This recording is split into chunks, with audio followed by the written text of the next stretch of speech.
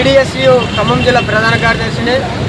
ఏదైతే తెలంగాణ రాష్ట్ర వ్యాప్తంగా కావచ్చు, భారతదేశ వ్యాప్తంగా మావోయిస్టులను అతి ఘోరంగా పట్టుకొని చిత్రహింసలు పెడుతూ బూట్ కప్పు ఎన్కౌంటర్లలో చంపుతూ ఉన్నారు.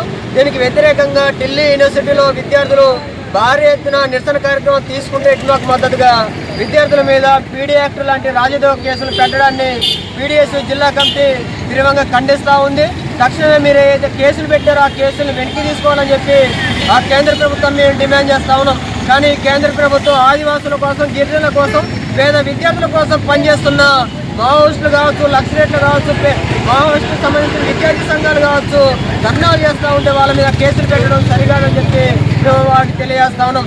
కానీ నరేంద్ర మోడీ 12 సంవత్సరాలు అధికారంలోకి వచ్చిన తర్వాత విద్యా విధానం వ్యతిరేకంగా అక్కడ యూనివర్సిటీల విద్యార్థులు శాంతియుత ర్యాలీ చేస్తూ ఉంటే వాళ్ళని అరెస్ట్ చేసి ఈ రోజు వరకు కూడా విడుదల చేయకుండా, విద్యార్థులు ఆడపిల్లలను చూడకుండా కేసులు పెట్టి జైలులో పెట్టిన పరిస్థితి ఈ భారతదేశంలో కనపడతా ఉంది.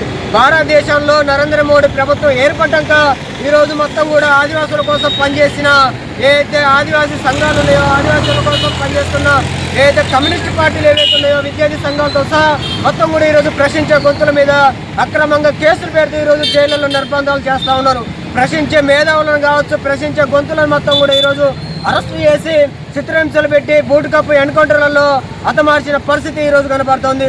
మొన్నగాక నిన్న మొత్తం కూడా హిట్మాని పట్టుకొని 10 రోజుల ముందు పట్టుకొని హిట్మాని మావోయిస్టు పార్టీ కేంద్ర కమిటీ సభ్యుడు అతను పట్టుకొని చిత్రహింసలు పెట్టి ఎన్కౌంటర్ చేసిన పరిస్థితి కనపడుతూ ఉంది. దీన్ని స్ఫూర్తిగా తీసుకొని ఈరోజు ఢిల్లీ నడి ఒడ్డున మొత్తం కూడా కేంద్ర ప్రభుత్వానికి వ్యతిరేకంగా విద్యార్థులు నిరసన చేయొద్దని చెప్పి అక్కడున్న విద్యార్థుల్ని అరెస్ట్ చేసి ఈరోజు జైళ్లలో పెట్టిన పరిస్థితి కనపడతా ఉంది.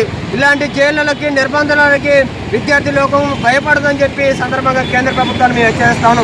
ఇప్పటికైనా మీరు తప్పు చేశారో ఆ తప్పుని సరిదిద్దుకొని విద్యార్థులను తక్షణమే విడుదల చేయాలి.